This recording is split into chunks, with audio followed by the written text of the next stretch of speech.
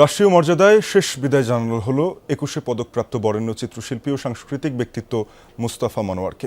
BTV কেন্দ্রীয় শহীদ মিনার এবং প্রিয় কর্মস্থল চারুকলা প্রাঙ্গণে বরেণ্য সাংস্কৃতিক ব্যক্তিত্ব সর্বস্তরের মানুষের শ্রদ্ধা নিবেদন শেষে বিকেলে মরদেহ নিয়ে যাওয়া হয় বনানী কবরস্থানে।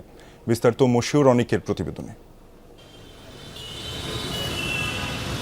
বাংলাদেশের শিল্পকলা ও পুতুল নাট্যের অন্যতম বাতিঘর মুস্তাফা মনোয়ার তার শেষ বিদায়ের দিনে অশ্রুসিক্ত চোখে প্রিয়জনকে স্মরণ করলেন দেশ বরেণ্য সাংস্কৃতিক ব্যক্তিত্ব, সহকর্মী ও অনুচরা। বাংলাদেশ টেলিভিশন প্রাঙ্গণে প্রথম জানাজায় অংশ নেন সাবেক ও বর্তমান সহকর্মী সহ অনেকেই। স্মৃতিচারণে তারা বলেন, এই ক্ষতি পূরণ হওয়ার নয়। চলচ্চিত্র করলেন না কেন? এটা তো আপনার জন্য অনেক একটা বিরাট ছিল, আপনার অবদান করতে পারতেন।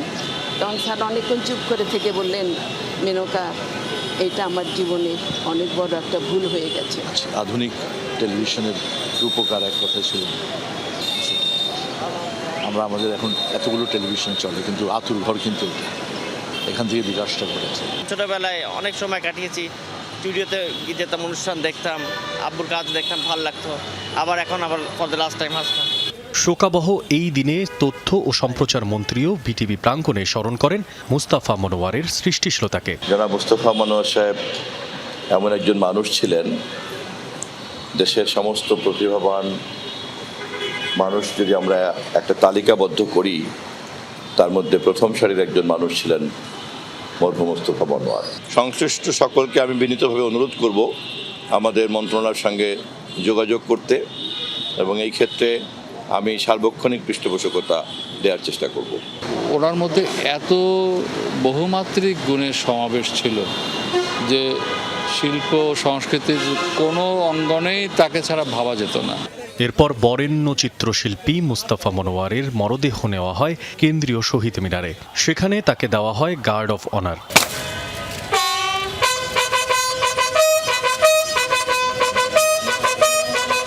শহীদ মিনারে শেষ শ্রদ্ধাতে এসে সাংস্কৃতিক ব্যক্তিত্বরা স্মরণ করেন এই মহান শিল্পীর কর্ম ও জীবনকে।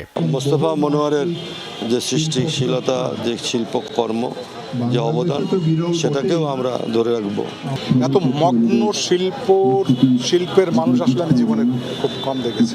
পাপেটের মাধ্যমে যে অনেক জনসচেতনতা তৈরি করা যায়, শুধু বাচ্চা না, পুরো সমাজকে যে বিভিন্ন জনসচেতনমূলক বিভিন্ন বিষয়ে উনি অবহিত করেছেন, সেটা পরবর্তীতে আমাদের কাজে লেগেছে।